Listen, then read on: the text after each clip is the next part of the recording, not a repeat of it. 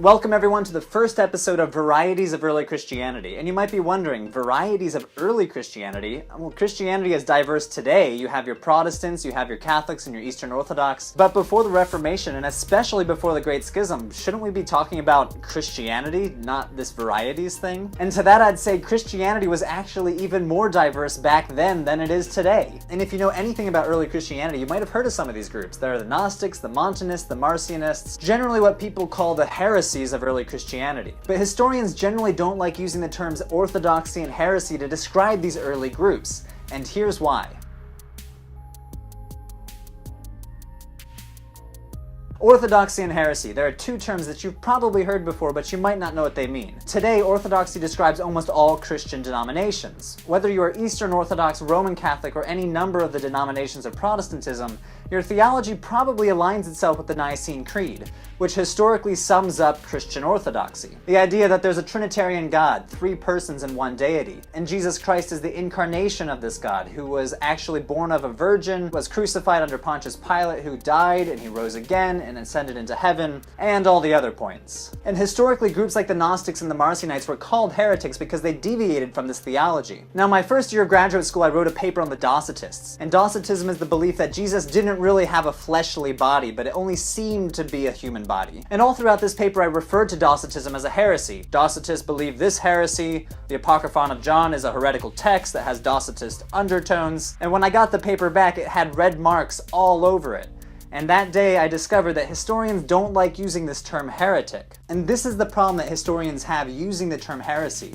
Heresy is an insider's term. It is a term saying, I am right and you are wrong, but no one would really call themselves a heresy. They would call themselves the people that got it right. So if historians start going around and saying the Montanists are heretics and the Docetists are heretics, they're tacitly buying into this ancient us versus them rhetoric. A good historian needs to be able to step back and see that heresy was being used as a weapon to differentiate between two different groups. Now, the second problem of using the orthodoxy versus heresy dichotomy in historical studies is that it papers over the fact that Christianity was massively diverse in antiquity. It makes it sound like that Christianity was two main groups, the mainstream orthodoxy fighting pesky heretics, and the orthodox group was the centralized authority fighting them off. But this isn't exactly historically correct. There was no mainstream yet, and there was no main centralized church authority this early. It's very easy to pick the winner of a horse race after the race is done, but if you transport it back in time to the 2nd century, you would have no idea that the proto-orthodox groups were eventually going to triumph. Montanism, Marcionism, and the various Gnostic groups were doing very well for themselves. Now, to illustrate this problem, I did a Google image search for the development of Christianity to see where these ancient heresies fit into the conversation. You see early Christianity, a big stem, kind of like the trunk of a tree,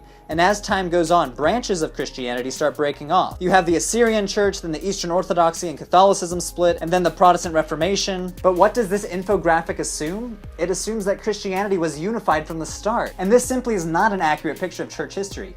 Paul and Peter themselves were fighting vehemently from the very beginning, if you read the book of Galatians. And Paul spends most of his time complaining against other Christian groups. Because most Christians are Nicene Christians today, we tend to focus on the hints of Nicenism back then. But it's important to remember that the proto-Orthodox groups were just another branch of a very complicated stem. Now, don't get me wrong, the groups that eventually formed Nicene Christianity were very popular. That's why they won. But it's important to remember that this process took centuries, and the proto-Orthodox groups themselves didn't always get along. In actuality, the late Roman Empire was the wild, wild west of Christianity. You had sheriffs like Irenaeus and Justin Martyr trying to keep Christians in line with their proto-Orthodox thinking, but most Christians simply didn't care about the finer points of theology.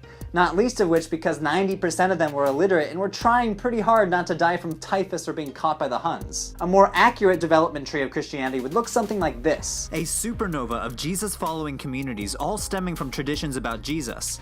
Each one of these lines represent a different Christian group or community. Figures like the famous Gnostic Valentinus or the church father Irenaeus sparked their own mini supernovas of new and unique Christian groups. Rather than a linear model of increasing diversity, we see diversity from the very start in the Nova model of early Christianity, as dozens of overlapping and interacting Christian groups all grow out of the seminal Jesus traditions. And I'm not making this stuff up. One of the most famous historians of early Christianity in the past 100 years, Walter Bauer, wrote a book called Orthodoxy and Heresy in Earliest Christianity. In this book, he argues that Christianity did not develop uniformly throughout the Mediterranean.